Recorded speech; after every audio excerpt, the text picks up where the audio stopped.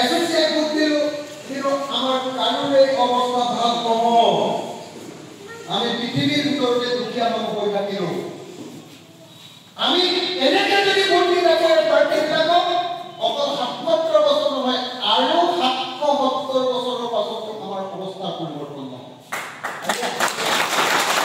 আৰু ৭৭ বছৰ মই যদি আপোনালোকক এই মাত্ৰ সুধো যে খেতি কৰাত বাদ দি আপোনালোকৰ গাঁৱৰ ডেকা ল'ৰাবিলাকে খেতি কৰাত বাদ দি ইনকাম কৰিবৰ কাৰণে মূল কি কাম কৰে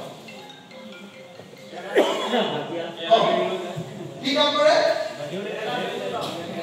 এটা বাহিৰলৈ যায় আৰু ইয়াত থকাবিলাকে কি কৰে হা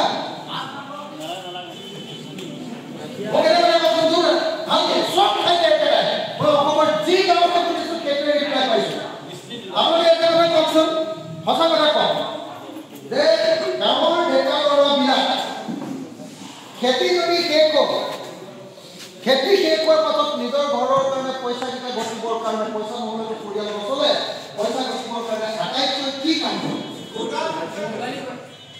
মিস্ত্ৰীৰ লগত যোগালী হয়নে নহয় আনৰ ঘৰত হাজিৰা হয়নে নহয় এক নম্বৰ কামটো হ'ল দিন মজুৰি বা যোগালী এইটো কৰে আৰু ২ নম্বৰ কামটো হ'ল বেংগলোৰ চেন্নাই বা কেৰেলাত গৈ চিকিউৰিটি গাৰ্ড হয়নে হয়নে মোক এটা কথা কওক দেউতা মোক আপোনালোকে মা মহোদয় এটা কথা কওক যে যদি আমাৰ আটাইতকৈ শক্তিশালী ল'ৰাকেইটা নতুন প্ৰজন্মৰ ল'ৰা মানে ডেকা ল'ৰা মানে আটাইতকৈ শক্তিশালী গাঁওখনৰ আমাৰ সমাজৰ আটাইতকৈ শক্তিশালী প্ৰজন্মটো সেই প্ৰজন্মটোৰ যদি মূল ইনকাম হাজিৰা কৰা বা মিস্ত্ৰীৰ লগত যোগালী কৰা হয় নহয় বা বেংগলোৰ বা চেন্নাইত গৈ চিকিউৰিটি গাৰ্ড কৰা হয় এইটো জাতিয়ে কেতিয়াবা ভৱিষ্যত ভাল কৰিব পাৰিব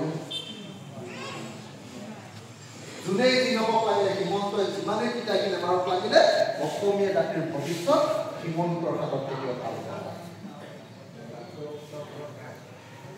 ভাল নোহোৱাৰ কাৰণে উপায় নাপায় ভাল নোহোৱাৰ কাৰণে এই যে বেমাৰটো হৈছিলে কি বেমাৰ কভিড বেমাৰটোৰ পাছত এক্সপাৰ্টবিলাকে ক'লে যে দুখীয়া মানুহবিলাকক যদি হাতত কেইটকামান পেলাই নিদিয়ে তেতিয়াহ'লে গোটেই অসমৰ আৰু ভাৰতৰ দুখীয়া মানুহবিলাকে ছুইচাইড কৰিব লাগে নেখাই মৰিব লাগে সেইকাৰণে কেন্দ্ৰীয় চৰকাৰে মানুহবিলাক যাতে নমৰে অকল খাই বৈ যাতে জীয়াই থাকে তাৰ কাৰণে কি আঁচনি উলিয়ালে জানেনে তাৰ কাৰণে উলিয়ালে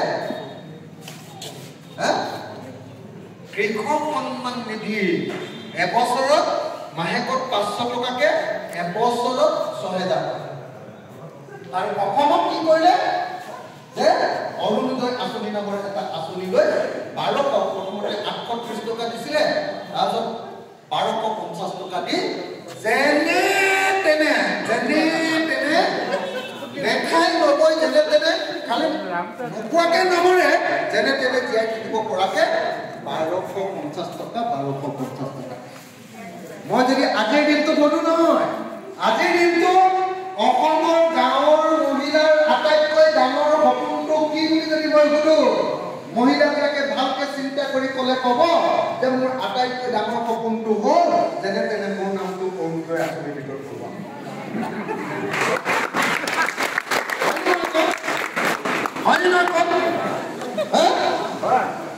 চৰকাৰে ঢেৰ কথা কৈ আছে বোলে আত্মসহায়ক গোট খুলি আমি লাখপতি বাইদেউ বনালো লাখপতি বাইদেউবিলাকেহে জানে যে তেওঁলোক কিমান লাখপতি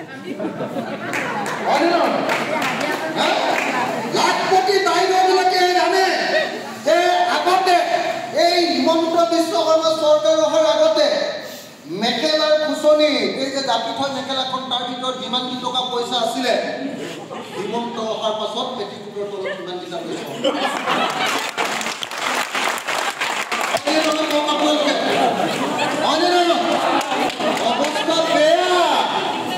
অৱস্থা বেয়া মই অনবৰতে গাঁৱৰ মানুহে কৈ থাকো আৰু গাঁৱৰ মানুহে কৈ থাকো নহয় মই গাঁৱৰ মানুহৰ ঘৰতে গাঁৱৰ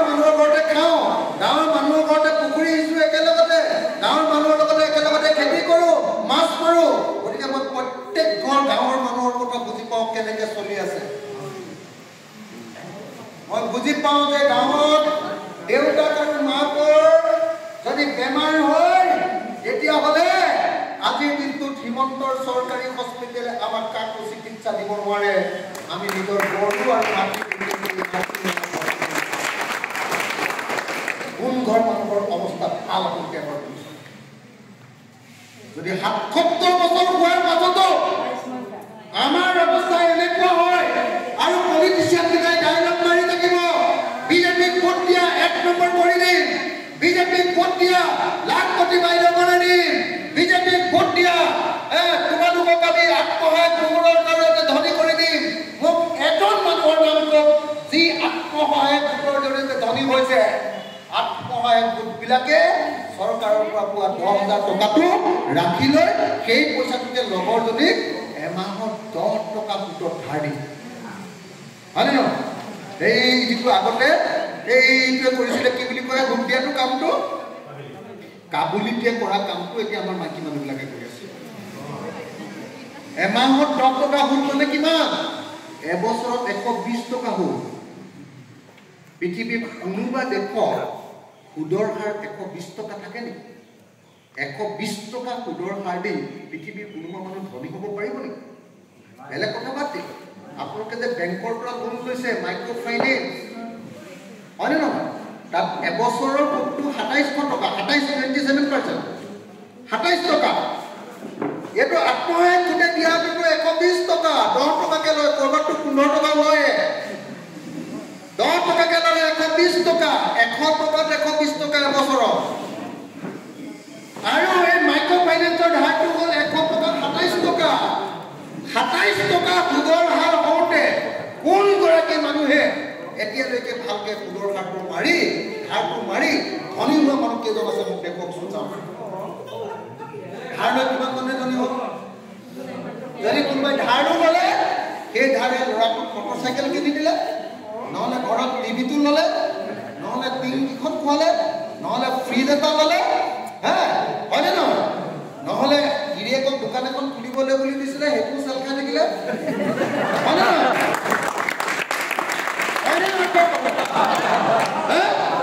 এই অৱস্থা হয়নে নহয়? এনেকে থাকিলে কোনদিনা অসমীয়া মানুহ ধনী হ'ব পাৰি? এনেকে থাকিলে কোনদিনা মানুহৰ নিচিনাকে দমদমাই খাব পাৰি? মানুহৰ নিচিনাকে খাব পৰা মানে কি? আনৰ ওপৰত হাত নটকটাকে নিজৰ ঘৰটো পকা কৰিব পৰা ব্যৱস্থা। RCC ঘৰ এটা বনাব পাৰিব নিজে, সেইটোহে আত্মনিৰ্ভৰশীল। নিজৰ লেট্ৰিনটোত টাইলছ অকল লগাই চাফ চিকুণকে। আজিৰ লেট্ৰিনটোত কি কৰিছো? বাঁহৰে লেট্ৰিন বা পকাৰে ক'ৰবাত চৰকাৰৰ ২ নম্বৰ লেট্ৰিনটোৱে হওক, কি কৰিছো? আমাৰ অৱস্থা ইমান বেয়া, লেট্ৰিনত থকা বাল্টিটো আৰু লেট্ৰিনত থকা কলহটো চালি ধৰিব পাৰি। লেট্ৰিনৰ কলহটো আমাৰ ঘৰৰ কাষত থকা মানুহ ঘৰৰ সভা হওঁতে যিটো গাখীৰৰ কলহ আছিলে সেইটোকে আনি লেট্ৰিনত ভৰাই দিছোঁ।